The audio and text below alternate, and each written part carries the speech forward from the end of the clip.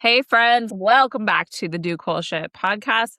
It's our monthly episode of Meryl and Marcia. We're making it a thing. And today we are going to talk about stress and really break down stress and what it actually is. Maybe talk about some misconceptions around it and then discuss in depth who manage it, what to do when it pops up. And I'm sure we'll also get into various other things as we do. We usually do. As we usually do. I don't know. I'll toss it over to you. Let's start with this. When people tend to think about stress, to completely generalize this, what are like the biggest misconceptions that you run across?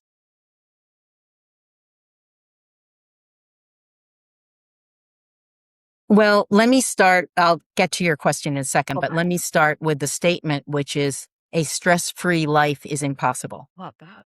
And I think that a lot of times people, rightly or wrongly, correctly or incorrectly, think that they are not managing their stress at all because they feel stress. And I mean, sometimes they aren't managing stress well, but the indicator isn't that there is stress in their life. There is absolutely, on a physiological level, you have to have some tension and stress in your body in order to stand up, in order to walk, in order to balance. So tension and stress, I think that's might be something we might want to talk about. There's tension that stabilizes you, and then there's tension that holds you back. And there's stress that is helpful to you and stress that is not helpful to you.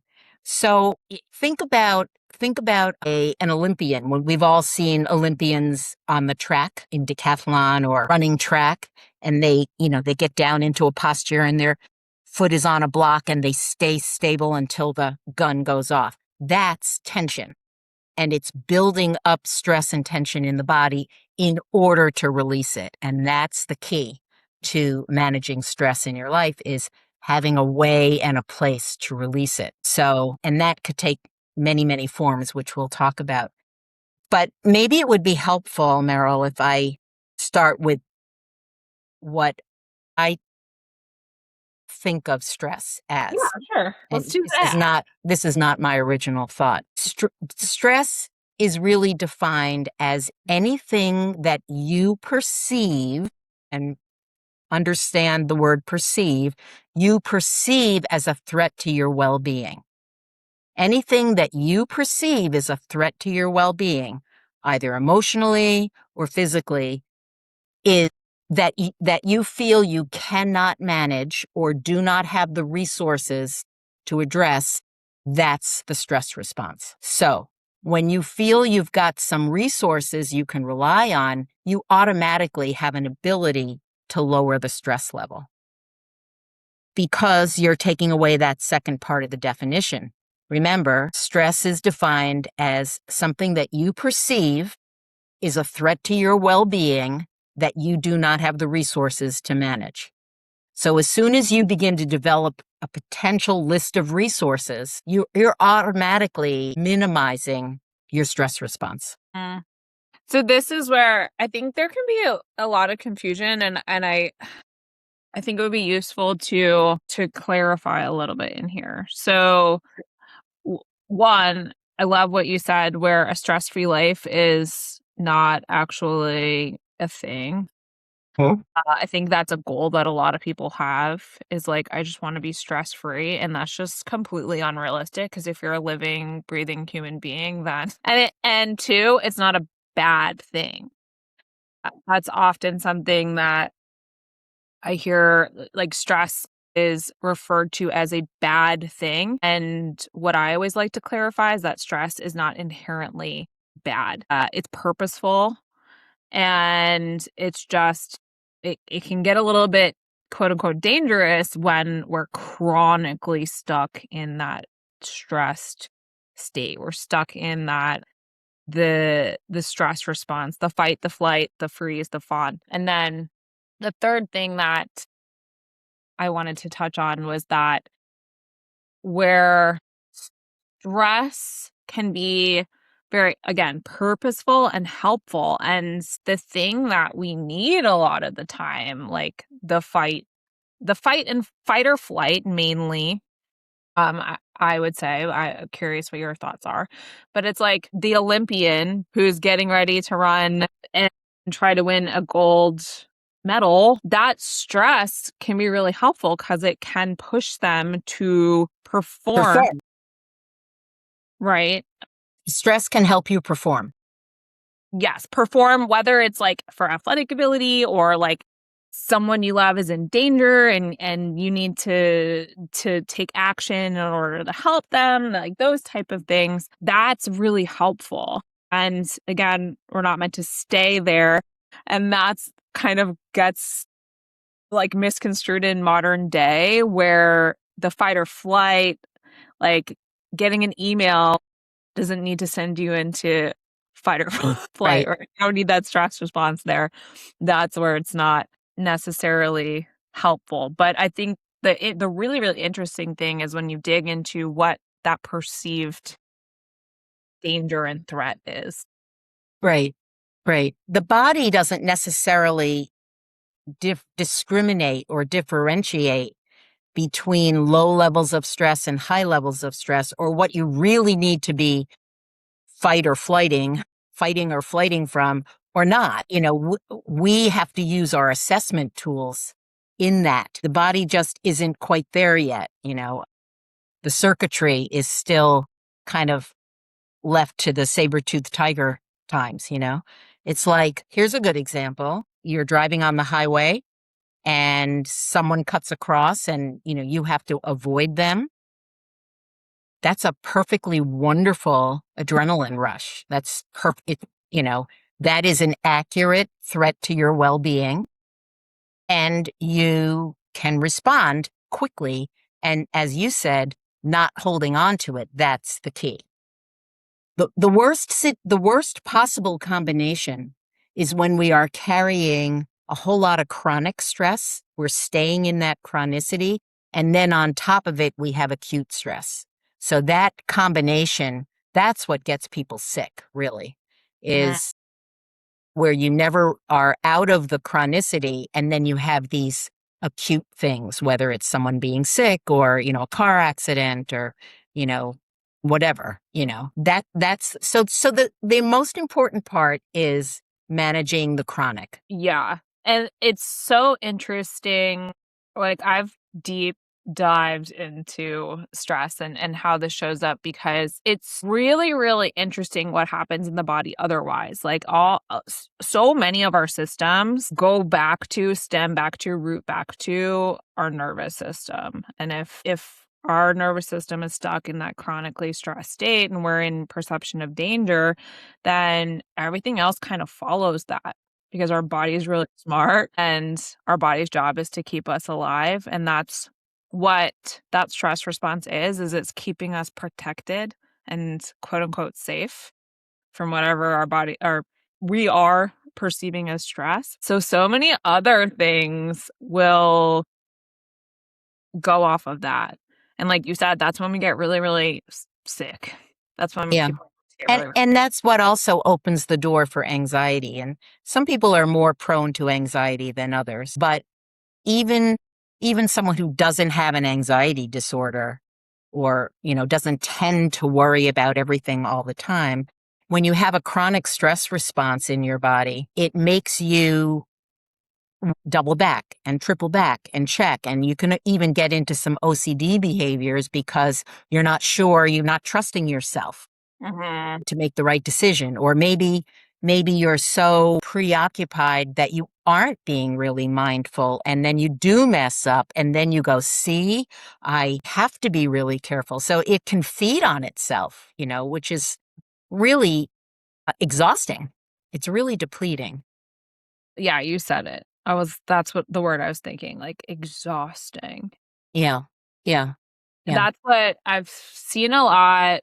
I mean, I've experienced this myself. And the funny thing is that I didn't think I was stressed. Like, I would joke about it, but when it came down to, in retrospect, I was like, I was stressed as fuck. Because also, like, you throw on what can be stressful for your body and what your body perceives as threat. It can be things like undereating. It can be things like not sleeping enough. It can be things like not being hydrated, not getting in enough nutrients. So it's not just like the things that are happening in our life that are kind of uncontrollable. It's also a lot of the things in just what our lifestyle looks like. Mhm. Right. And that can easily, like you said, compound Yeah, spiral. chronic. And then when you're in that stress state, like, it's really hard to logically think. Yeah. Well, you've heard me say this before, but I think it's a really, really good illustration of a very important part, which is that one person's stress is not another person's stress. Okay. What stresses me might roll off your back and vice versa. So I often use the example of a roller coaster, and I've probably said this to you over the years. Some people love the roller coaster and they're like, yeah, this is awesome. And some people have white knuckles and they're sure they're going to die, right? The stressor is not the roller coaster. The roller coaster is the roller coaster is the roller coaster. The stressor is your belief in what's going to happen. So we talk about the ABCs of stress. The A is the activator or the actual event. The B is the belief or the behavior, and the C is the consequence. So let's go back to the roller coaster. For someone who's grooving on it and loving it, they don't have a belief that they're going to die. They do not experience this as a threat to their well being. So their belief is everything is great. And the consequence is there's no stress reaction in their body. They might have some adrenaline, but they're loving it, right? The white knuckler would have the same activating event, the roller coaster, but have the belief or the behavior of tightening and I'm not going to make this is terrible. This was a terrible decision. And what's the consequence of that is what's happening in your body.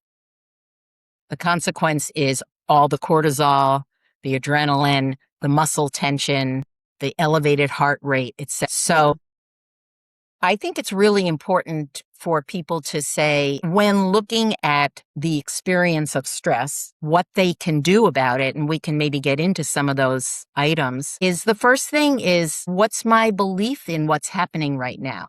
You know, take a step back and say, okay, I mean, we can all agree there are certain things that are universally stressful. Someone you love is really sick, someone you love dies, your beloved pet dies. I mean, your house burns down. I mean, these are things that are universally stressful.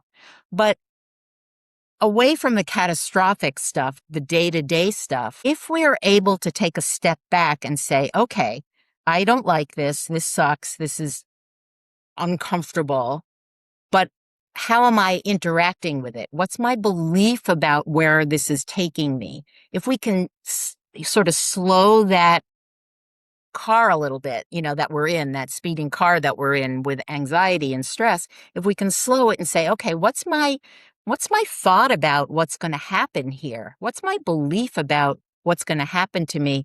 And then challenge that. How realistic is that? Those are the sorts of, and I know this sounds very intellectual, but that's the cognitive taking control of the thought process and cognitively trying to calm ourselves down a bit. Yeah. Yeah. I was trying to think of like a little bit more of a layman way to explain that. And I was trying to think of an example, which is something that's so hard for me sometimes. When like this comes down to how our brain works, like you said. So when we are in a belief that we're in danger, our life is threatened, our well-being is threatened, the part of our brain that makes logical choices kind of shuts off, and the part of our brain that goes into that reactive mode, because we need fast action if we're really in danger and threat, that part turns on and it takes over again. Our body's like, life. I choose Yeah. life, right? Right. So that I want to emphasize this is because so many people I've had conversations with get really frustrated because they're like, I know what to do and I can't seem to do it. Or I know these things and it's really hard for me. And I've, like repeat these cycles and whatnot. And this is where I just want to emphasize, like, you can know all of the things. And if that part of your brain is shut down and you're in perception of threat and danger, you're likely not going to do the thing that you know is best for you later. So give yourself a freaking Right. break And you're likely not able to do that in that moment. in that moment, right? Right. So what you said there, where I mean we talk about this all the time, is just like stopping. Slowing down is regulating in general. So that automatically, because if we think fast reactive behavior, and then we slow down, that's automatically already kind of signaling to that part of our brain, it's okay.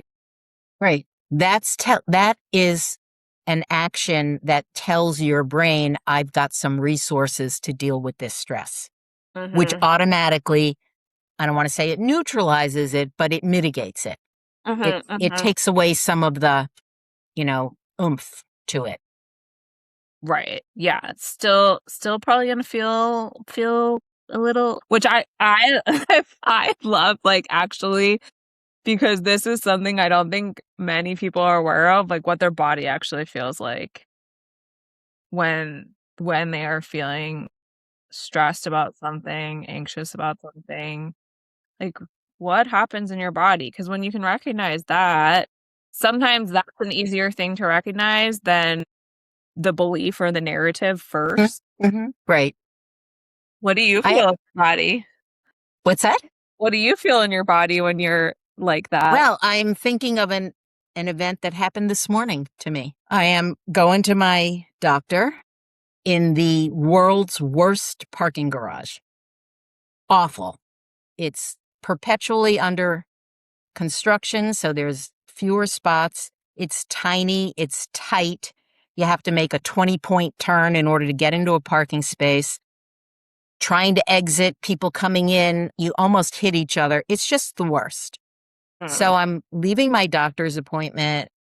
Everything is good. I'm feeling really good. I'm feeling upbeat, and I'm exiting and I'm turning the corner to exit, go up the ramp, and this woman is coming down fast, and I'm at an angle, she's straight, and we can't pass each other. And so I say to her, "Can you back up?" And she screams at the top of her lungs, hostily, "No." I was like, "Are you kidding me?" And she starts, I couldn't hear what she was saying, but she was screaming at me. Now I am at an angle. It's hard for me to back up. There's someone behind me. There's no one behind her. She's in a straight line. To me, rationally, you back up, bitch. But no. So, so the guy behind me backs up a little bit. He must have heard her too. I back up a little bit, and she comes around me and starts screaming at me, and my blood pressure's up, and I scream at her, "Just be a human. Just be human." I don't know where that came from. And as I'm getting out of the garage, I realize my heart rate is up, my blood pressure's up, I'm like tight, I'm angry. And then I say to myself, I hate the way this feels. And she's a jerk. So why am I going to let myself continue to feel crappy because she's a terrible person? And so I like just relaxed my shoulders, and I took a couple of deep breaths, and I felt better. But in that moment, I wanted to just start cursing at her and screaming at her, and like, I didn't, because I thought she might hit my car. But that's one of those immediate fight or flight responses.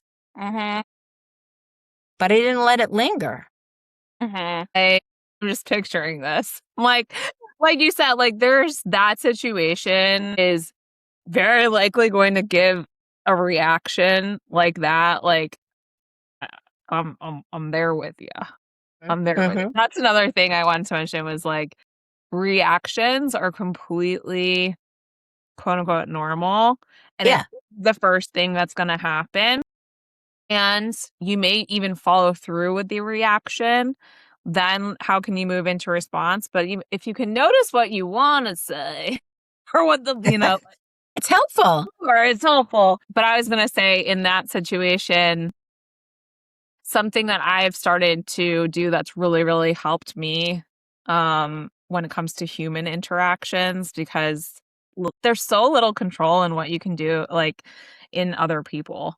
So I go to the belief that everybody's doing the best they can with what they have. Like maybe that woman just left an appointment where she had awful news Well, she given was to coming in, but Okay, maybe she, okay, but you know what I maybe mean? she, Or maybe she almost was in a car accident. Let's say yeah, that. or maybe she's going to an appointment, like, after she was diagnosed with something, like, maybe she's in this state that's just Right. Right. tumultuous, right? And, like, Right. she's not being her best self, and she's whatever, and it's like, like, it doesn't give her an excuse per Yeah. se, But it, however, yeah. it can make me feel better about it, and also, I feel like I need some of that in this world in general of just not thinking that everybody's an awful human Right. No, it's true. It's true. I mean, maybe she's just an awful person, or being. maybe, like you say, and I think what you're basically saying is you're inviting the rational to come in and be next to the irrational,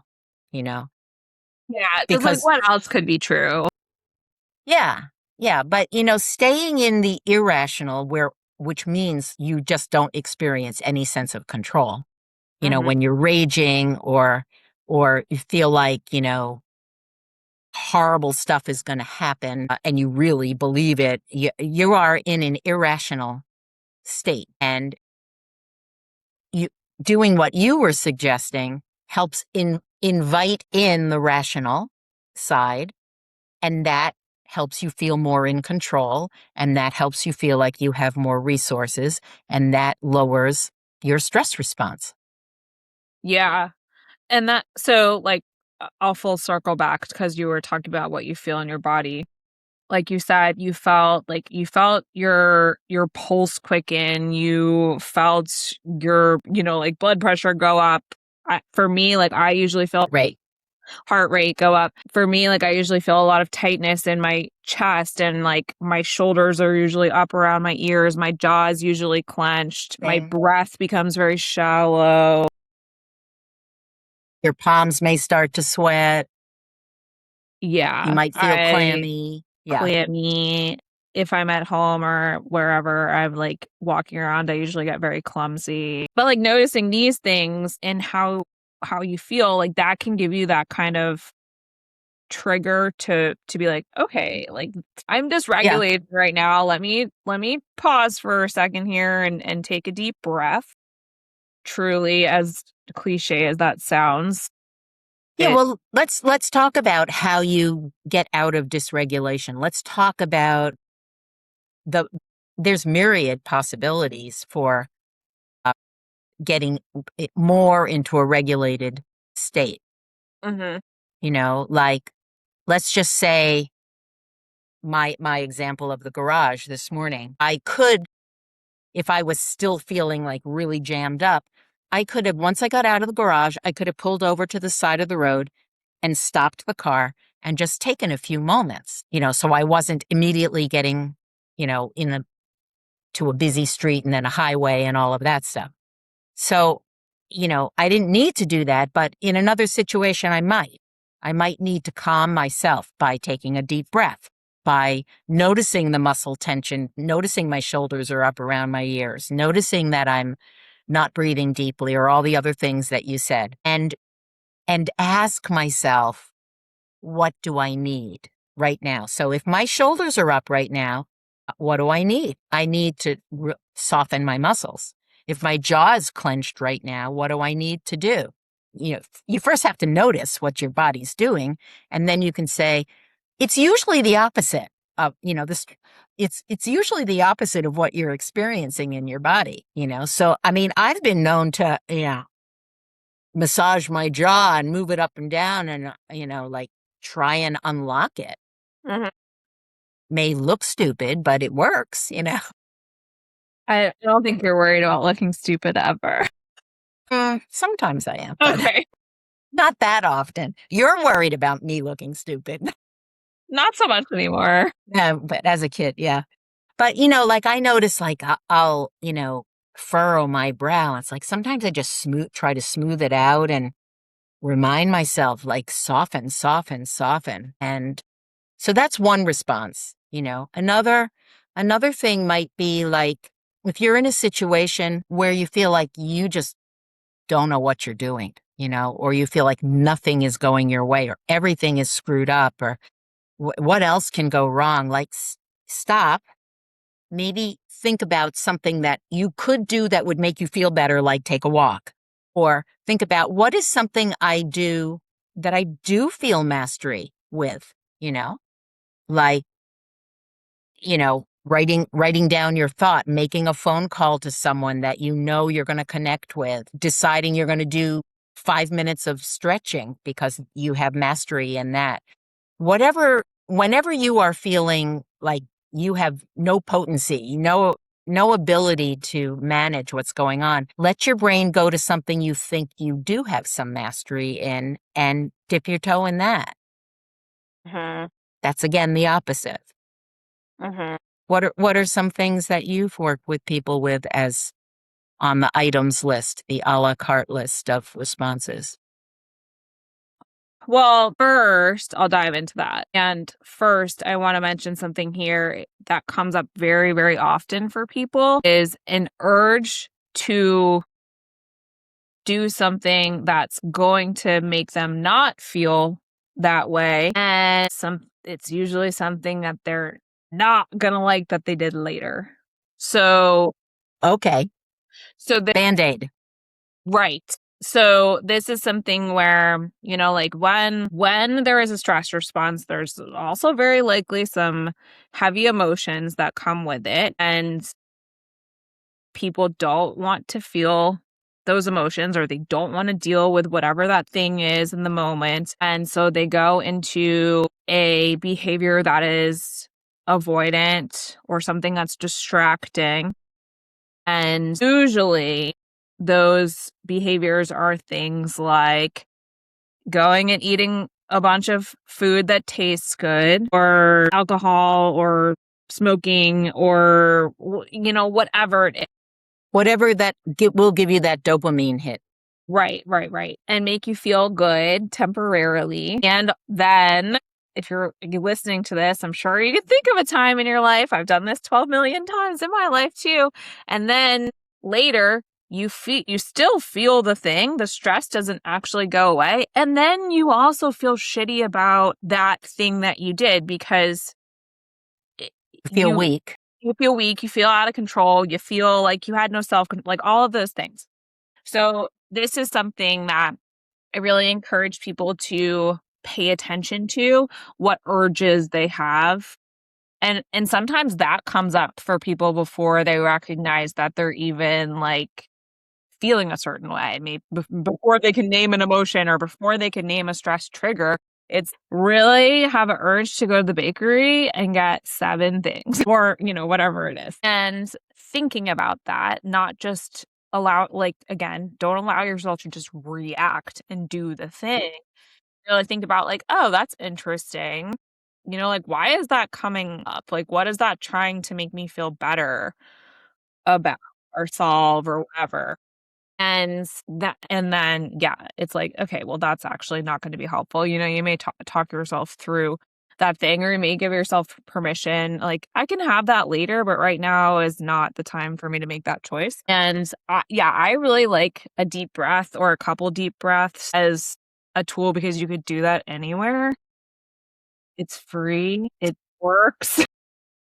Right. And you could be in a staff meeting in a room full of people and still take a deep breath and still, you know, soften your shoulders or your face or your jaw. Yeah. Yep. It's Yeah. as you're talking about, what you just said, for me, it feels like you're creating a little more space between the stressor and the reaction. So when you can stop, slow down, step back, take a breath, all of those things, you're actually it's almost like untangling a knot. You're creating a little bit more space for you to make a choice. And you know what? You might choose to go eat a cookie. Mhm, You might choose that. That's mhm. different than buying 7 cannolis. Yeah, and what I tell people when it comes to that space is like, if you chose that, if you made that choice, if you were truly in choice, cool. That's progress for a lot of Right. for most people who have Right. in stuck in this pattern. Right. That's progress, and if you chose that, then there's kind of no room when Right. if or shame pops up, then just remind yourself, "I chose that." Right. Right. The 7 cookies is a runaway horse, Mhm, right? But if you are choosing to have 1 cookie or a candy bar or whatever, if you're choosing to do that, you're still in a reasonable amount of control of the horse. It's not running off with you. And that's again allowing a little bit more space between the stressor and the stress reaction. mhm. Yeah. The other things that I've talked to people about, I've used myself or other people have used, is going for a walk is a big one. I think getting outside in general can be really great because it's a change of environment. Getting a hug from someone that you trust and that you love can be very, very grounding. Yep. Right. Drink a lot. Telling a friend, a partner, whoever, I just want to vent about some stuff that I'm going through some stuff and I don't want help. I don't want suggestions. I just want you to listen. And you know, if you have some suggestions, can you just hold them? You Mhm, know, that's really useful, you mhm, know, or conversely, saying to a friend or a partner or someone, I need your help with this. I'm really struggling with, I can't get my mind off of the $800 I lost, I got scammed out of. I can't get my mind off of that. Can you help me with that? That can help. I that brought up something into my mind of a conversation I had with one of my clients recently, or it was in a group call about isolation Mm, and how isolation actually can be like one of those self-protecting behaviors where it's not actually helpful. It's just protecting you from feeling things a little bit more. It feels safer, but isolation actually can be the thing that keeps you stuck and ruminating and having that story just like ruminate. like evolve into something that it never even started as. So that's something to pay attention to Yeah. as You well. know, isolating yourself, like taking some time alone, isolating yourself, going into your room, 5 minutes, half an hour, whatever it is you need, Yeah. that's fine. That's a choice. But again, if it sucks you in, then that's another runaway horse. It sucks you in, then you're not in control of it. And you have to begin to make sense of it and say, okay, I understand my impulse to want to do this. And now I need to assess if this is going to serve me or harm me, Mhm. make it worse or make it better. Yeah. And I think to take this a step further, isolation is in like, not just being by yourself physically, but also if you're having thoughts of, like, "I can't tell anybody about this," or "I Shutting don't" down, shutting down shutting with it, down. that also tends to keep people in that stressed state, like, their nervous system in that stress state because still in self-protection mode. And the hard thing is like vulnerability maybe in there, sharing things. But if you're constantly like stuck in there, then that it's really hard to regulate if you're not talking about things with people. In in being isolated, either shut down or alone, you're rejecting input from other people, you know. So I'm thinking about the fact that, you're very soon going to be going into labor. And I'm sure there's a part of you that's very excited about that. And I'm sure there's a part of you that's frightened of it. And, like I remember, I remember. And I remember telling myself, even though it didn't feel like it, I remember telling myself, this contraction will end. It doesn't feel like it's going to end, but this contraction will end. And it was really helpful to have my husband remind me of that, you know, Uh-huh. keep breathing. This is going to end. It doesn't feel like it's going to end. It will end. It will end. And then I could like let it go a little bit. But if I have shut myself off and hadn't shared with him that tool, I wouldn't be getting that in all likelihood. So, Mhm. again, I think shutting off input is another byproduct of isolation. Yeah. I mean, and that's a great example too, because it's like if you didn't say anything and in your own mind, you're just stuck in this like pain, stuck in pain, stuck in pain. The narrative can become like, this is the worst thing ever and this is never going to Never going end. to end. And like start to catastrophize into everything else, which makes like your whole entire body clench up, which doesn't help labor. No, not at all. Like, Right. it really can be this snowball Right. effect in so many Think ways. think about any situation, particularly labor, but any situation where your message is this was a terrible mistake.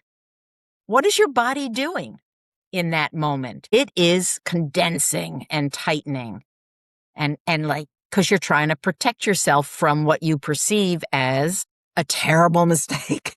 I Terrible. shouldn't be doing this.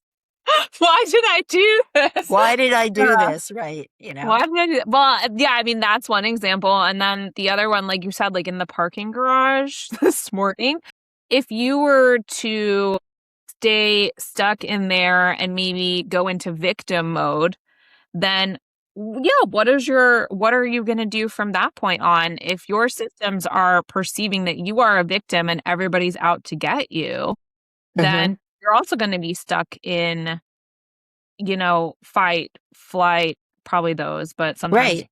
freeze or Right. so Yeah.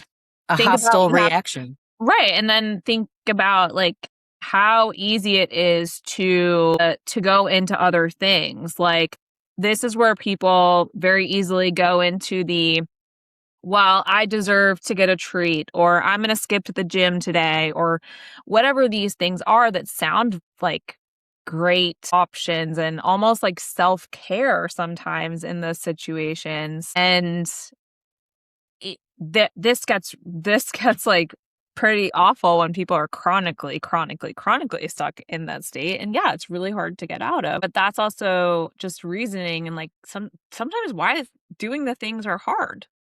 The things that you quote unquote know are hard to do. So these little these like really little, honestly pretty simple tools, it's not easy to do in the moment because you're in reactive mode. And if you can pause and take a deep breath, like that's a really good place to Yeah. start. And I will add one more thing here, which is, the medical community now understands that the body and the mind are a closed loop system. They didn't always. Yeah.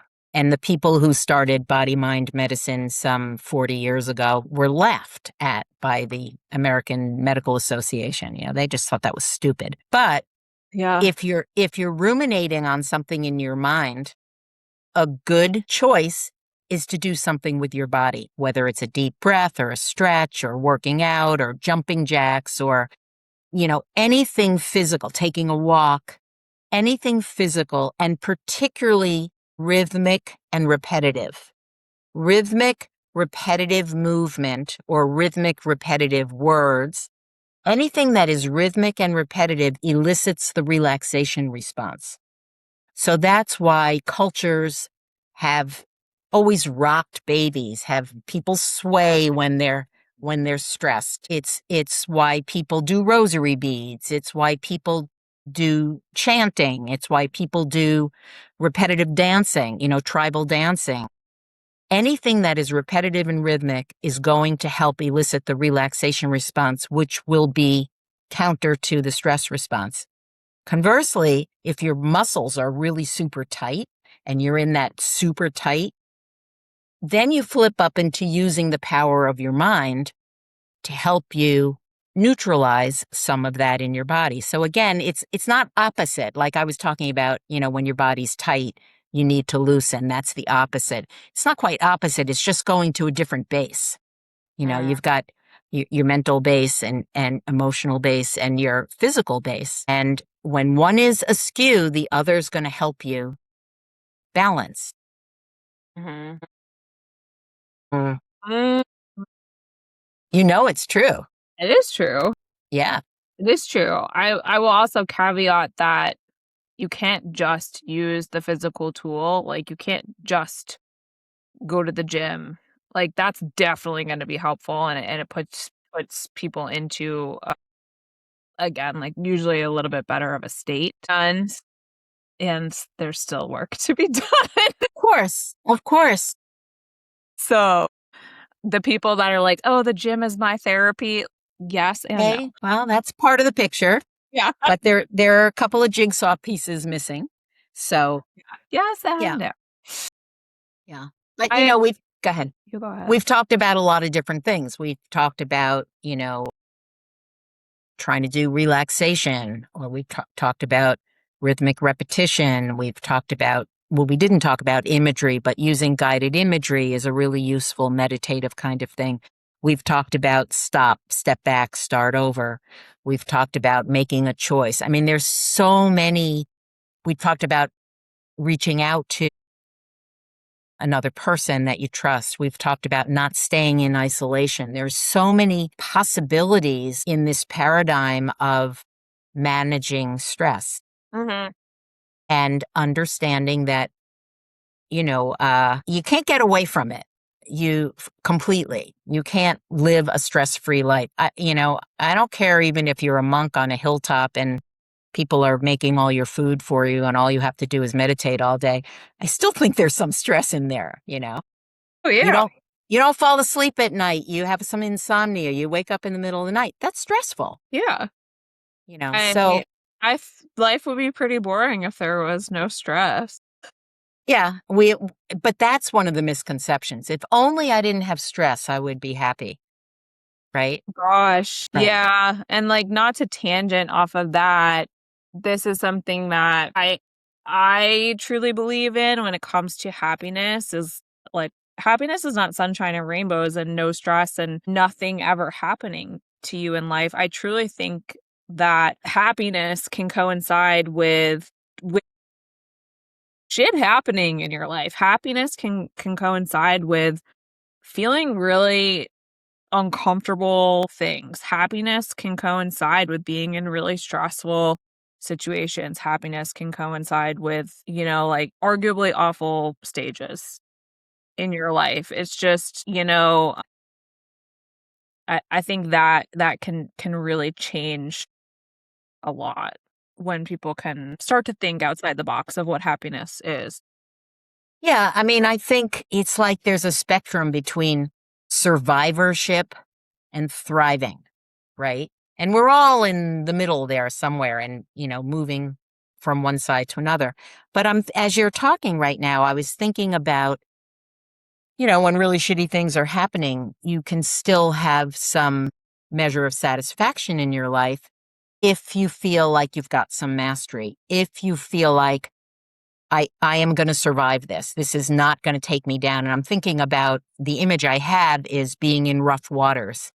If you can keep your head above the water and, see the shore and kind of like roll with the waves a little bit, like doesn't mean that you're blissfully happy. It's not, like placid water and nothing bad, could possibly happen. If you're in rough waters in your life, the belief, again, ABC, the belief that you are going to make it, the belief that you can keep your head above water, the belief that you're not going to exhaust yourself keeping up with it, that brings mastery and that brings satisfaction and that brings pleasure and that brings joy and happiness.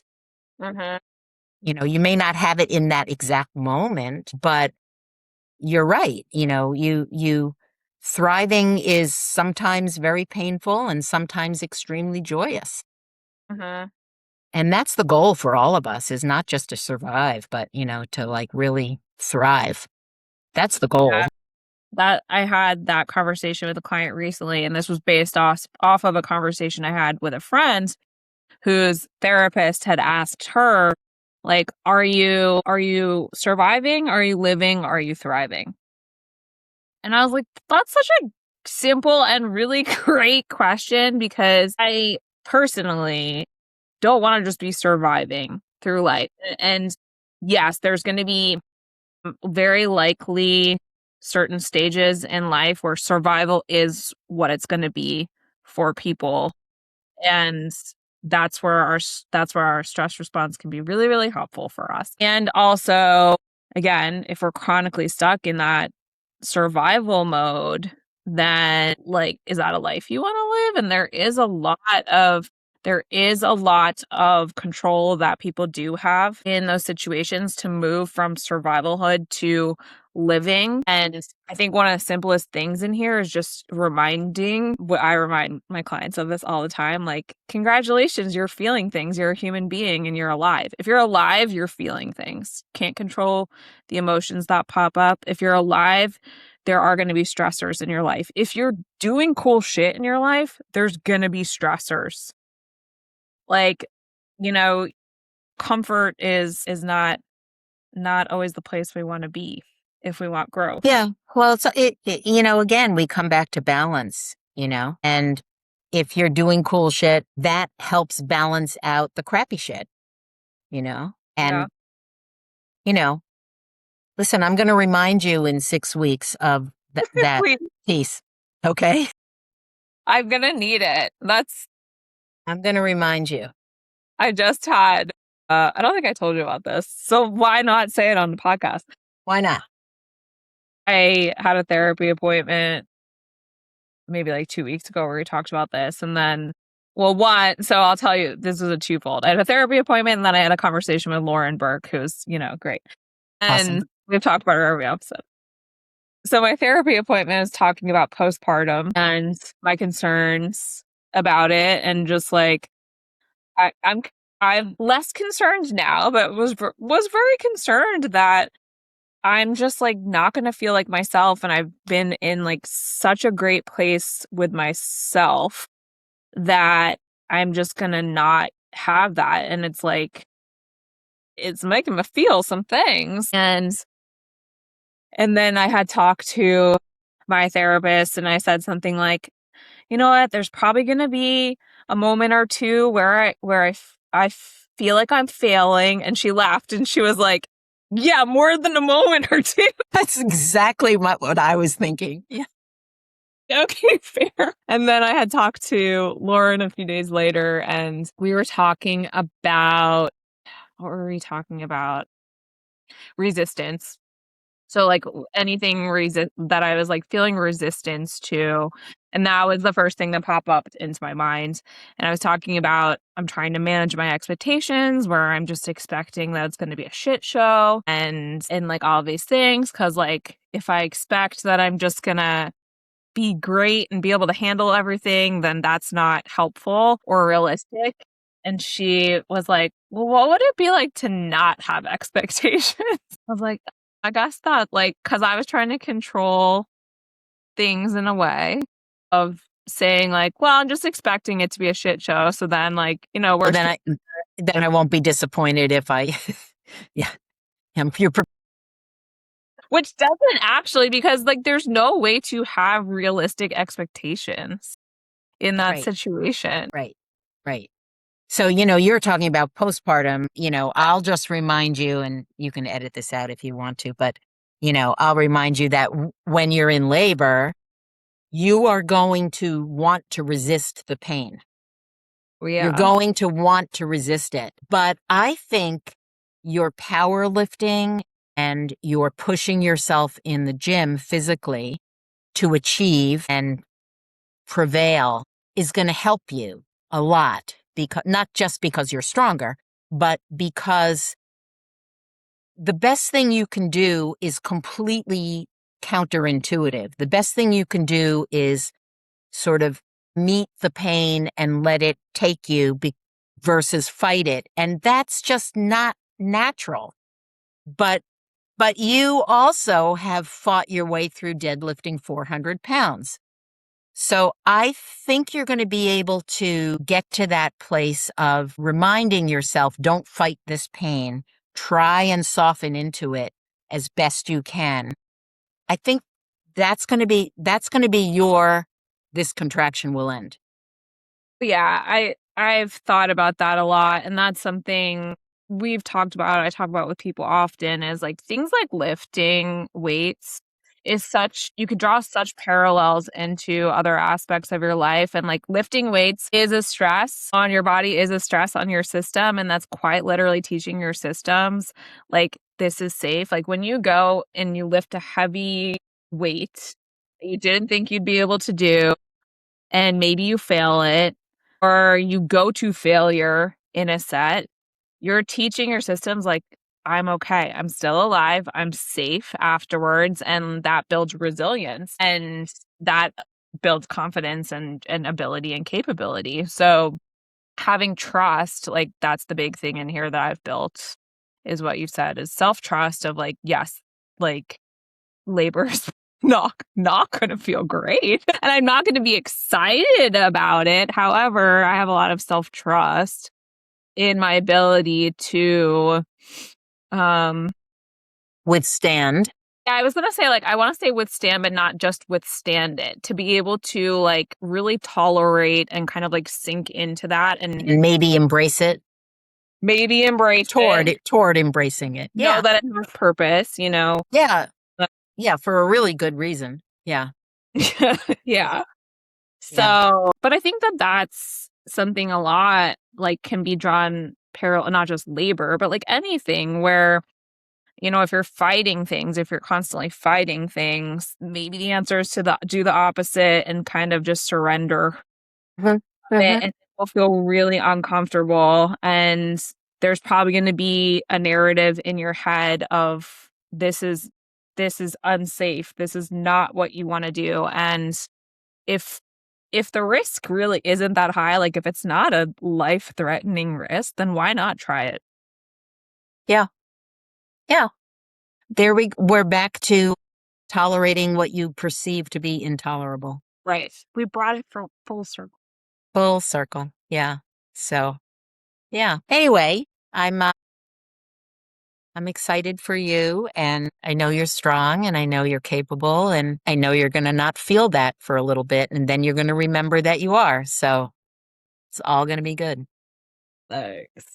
And I will try to ask you to remind me of that and then be I accepting it when you say it. Right, right. That's what I was thinking. Is I'm going to remind you, and then you're going to go.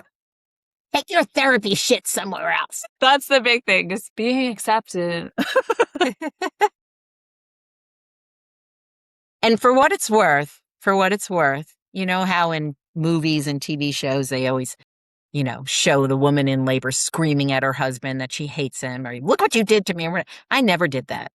And you won't do it either. No, Like pain brings out some interesting things in people, but that's a stereotype that I was really glad I didn't feel. So I might yell at Josh to get me some snacks, but Yep. Yep. all right. All Well, right. we All might right. we might do the next one in person together. I know. And maybe there'll be a small being in the house. Yeah, who knows? Who knows? We're in the countdown for sure. You So are. Right. You're at Heartbreak Hill. yeah, which is a Boston Marathon Boston reference. Marathon thing. Right. Those that don't know, look at Look it up. Yeah. You're very near the end, but you got a big hill to climb. So I feel let's, that. yeah. It's good to see you. It's good to see you. It's good to chat. And I hope this was helpful to some people. Yeah, I hope so as well. And as always, if this was, we'd love to hear from you in any way, even if you just say, "Hey, that was helpful for me." But if you want to talk about Or anything, confusing, if there or was something that was confusing. yeah, ask clarity questions because that's all also something you can do for yourself as support. And we could have a really cool conversation potentially. So, yeah, but we'd love to hear from you. And if there's anything that you want to hear us discuss in the future, also, we're Okay. all ears. You sounded like you were from Minnesota just then. Would love What to did I hear say? from ya. I'd love to hear from you. From ya. I've been in the Midwest too long. Yeah, maybe. Come back east. All right, All guys. right, Until girl. next time.